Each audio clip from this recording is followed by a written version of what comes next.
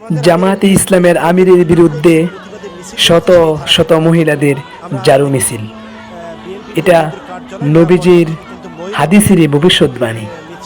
নবী করিম সাল্লাল্লাহু আলাইহি সাল্লাম বলেছেন, যারা মানুষকে খুশি করার জন্যে আল্লাহ তাআলাকে অসন্তুষ্ট করবে, অল্প দিনের মধ্যেই আল্লাহ তাআলা তাদের বিরুদ্ধে, যাদেরকে খুশি করার জন্যে সে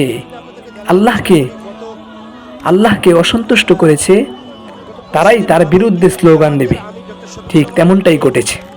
জামায়াতে ইসলাম দলের শুরুতে ইসলাম নাম রেখেও তারা মানুষকে খুশি করার জন্যে, মহিলাদেরকে খুশি করার জন্যে, আমেরিকাকে খুশি করার জন্যে তারা সাংবাদিকের প্রশ্নের জবাবে তারা বলেছে, আমরা শরিয়া আইন নয় বরং প্রচলিত আইনে আমরা রাষ্ট্র পরিচালনা করব।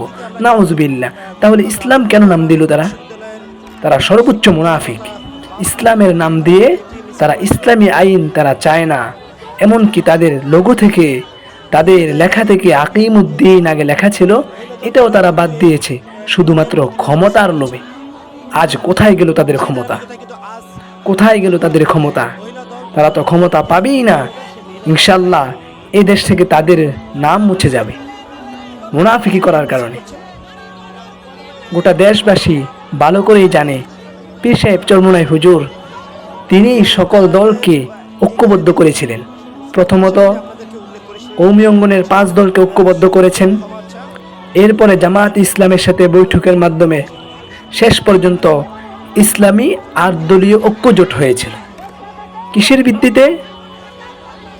দেশ, জাতি ও মানবতা ও ইসলাম।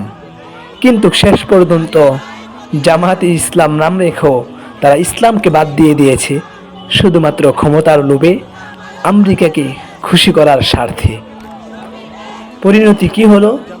আজ শত শত মহিলা জামায়াতে ইসলামের আমিরের বিরুদ্ধে স্লোগান দিচ্ছে।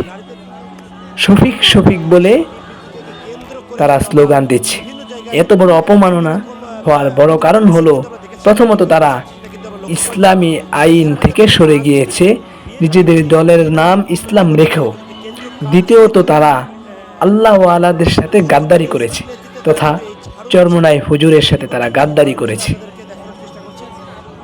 সমস্ত দলকে ঐক্যবদ্ধ করেছেন সৈয়দ রেজাউল করিম পীর সাহেব চরমোনাই, কিন্তু শেষ পর্যন্ত জামায়াতে ইসলাম ক্ষমতার লোভে তারা ইসলামী আদর্শ থেকে সরে গিয়ে পীর সাহেব চরমোনাই হুজুরকে এই দল থেকে বের হতে বাধ্য করেছে। আজ তাদের পরিণতি বেশি ভালো নয়, সামনে আরো ভয়াবহ হবে, যা এই জাতি দেখবে ইনশাআল্লাহ। আজ পর্যন্ত এতটুকুই। সামনে কোনো ভিডিওতে আবারও আপনাদের সাথে আলোচনা করব ইনশাআল্লাহ।